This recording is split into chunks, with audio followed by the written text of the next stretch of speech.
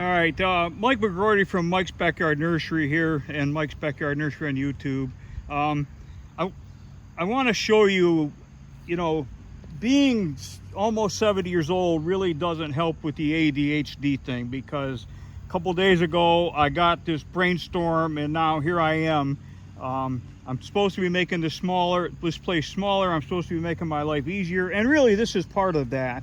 But anyway, I want to show you, these are tall phlox, and these things have just been absolutely striking, and people have been commenting about them and, begging for them, and we had some, we sold out a long time ago. But I got this bright idea that I would put in a bed of tall phlox, and I'm going to border the bed with this coreopsis. We'll walk over here and show you that.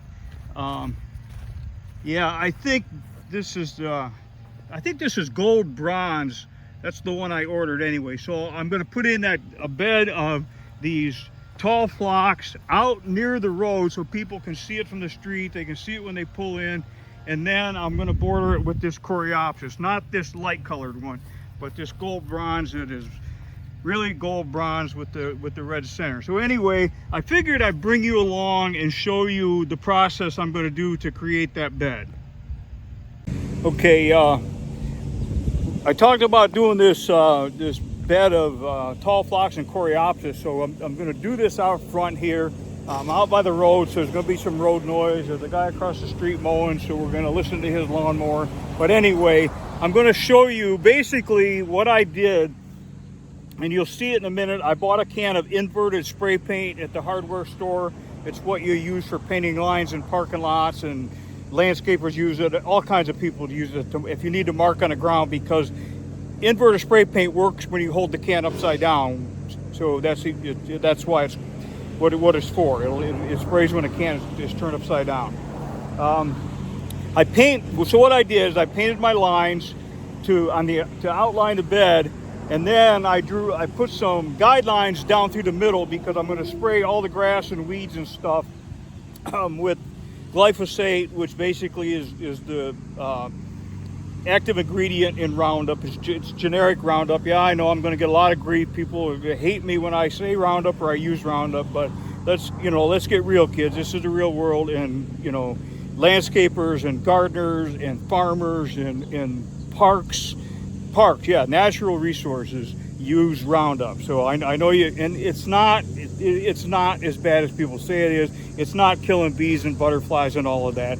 So basically, I painted my lines on the ground, and then I carefully spray everything inside of the lines with the glyphosate, and I need about 24 hours for it to dry, and then I need about 72 hours for it to really translocate throughout the plant, and then I can dig, chop, do whatever I want to do. So basically, I'll show you. This is what my bed is going to look like. All right, so this is out near the road. This is my rickety sign. Now, believe it or not, this rickety sign gets more attention and pulls more people in here than the professional sign that I had up here for years. So just kind of make a note. That's kind of a little marketing tip. You'll see the, I don't know what color that is, some kind of pink. Those are my lines that I painted to outline the edge of the bed. I've already sprayed inside of there, so everything inside of that pink line is going to die. You'll see the pink lines going these ways. I put those down there, so just when I'm spraying, I know exactly where I've sprayed and where I have not sprayed. So I don't want to, find out that I got a big patch in the middle somewhere that I forgot to mark. So basically, this is the outline of the bed. And like I said, this bed is going to be tall phlox and red, I think it's red, whatever I told you. It's a coreopsis, gold and bronze, or yeah, bronze and gold, no, gold and red, I think. I don't know. I'm old. I can't remember things for 30 seconds. I'm going to climb up on a tractor to try and to give you a better idea of what these pink lines look like. So bear with me for a second while I do that.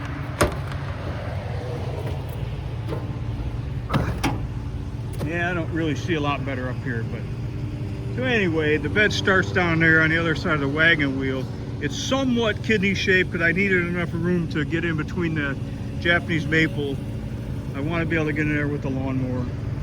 But anyway, that's it for now. The next step, I'll probably edge it, and then I'm going to dump some, I'm going to use some of that compost to build it up a little bit and give those things something really nutritional to grow in.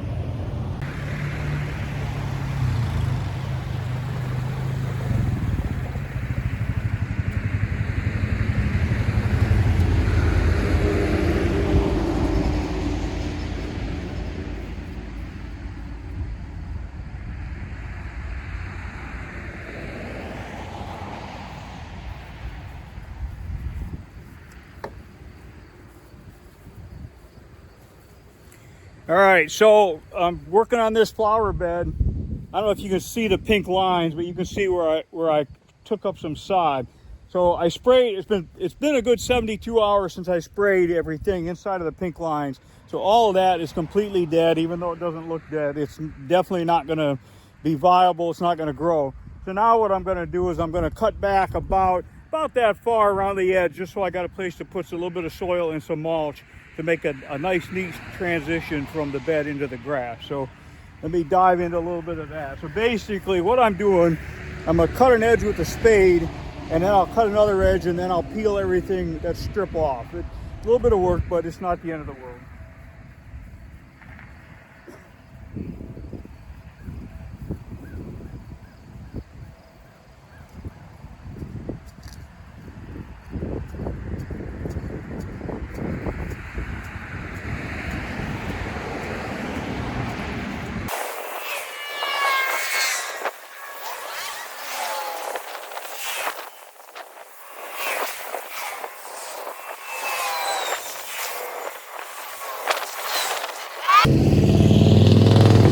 As you can tell, I'm out by the highway. So basically, sometimes I peel that with the spade. I tried it, it wasn't coming up real good because the ground here is sandy and it's soft. If it were like clay, there went my camera.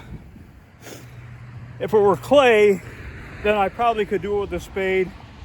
But the Matic's doing a pretty good job. So sometimes I'll take that sod and just turn it over up in the middle of the bed and then put a bunch of soil over top of it. But here, I'm gonna put some soil in there, but not that much. So I'm gonna pick this sod up and just put it in the compost pile. That way, I don't have to deal with it when I'm planting these little tiny flowers. So, all right, I got work to do. All right, so you can see I got it all the edge cut. I got everything peeled back about 8-9 inches or something. So now I got my big orange wheelbarrow there because this stuff has to go way out back. Now all I gotta do is pick this up, and then I can start putting soil in here, and I'll be ready to plant my flowers soon.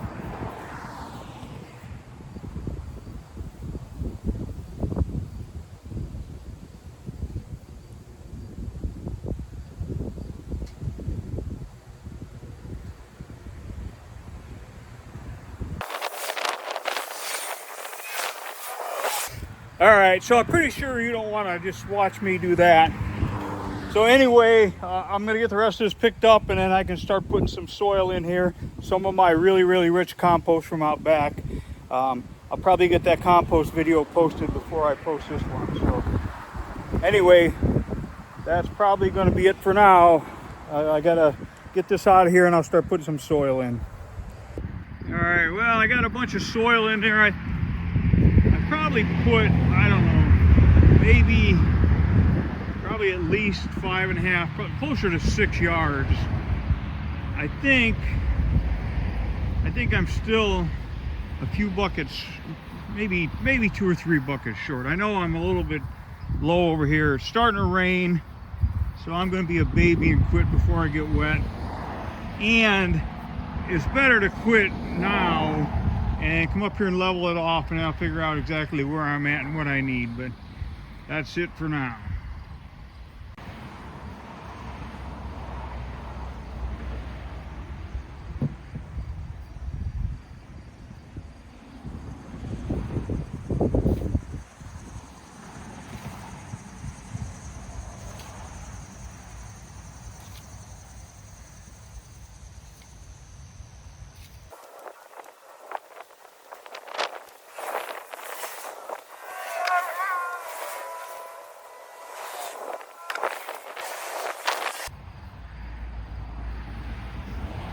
right, that's gonna be good enough for now. Man, I don't know. I bet I put at least 6, maybe 7 yards of soil in that bed. Of course, every project turns into way more than you thought you were going to get into up front. So some of my plants showed up the other day, and they're really tiny. They're 72 count cells, 72 to a tray. So I'm not going to plant them in here right now. I think what I'm going to do is I'm going to shift them up to a bigger cell, and then put them under some shade and fertilize them and take care of them. And that way when I could transplant them, I got a little bit bigger plant to work with. So anyway, that's my tall phlox garden for now, and I'll kind of bring you along as we move on to the next phase with this thing. All right, well, I've got the bed done. I got all the soil is in there, and I decided to go ahead and mulch it before I planted, which I normally, if I'm landscaping, I never do that. I put the plants in first. But the plants that I'm putting in here are going to be pretty small, so I can probably just pull a little bit of mulch back and punch a hole in there. So basically, this is my new flower bed, and I don't know, by June or July next year, it should be awesome. So stay tuned.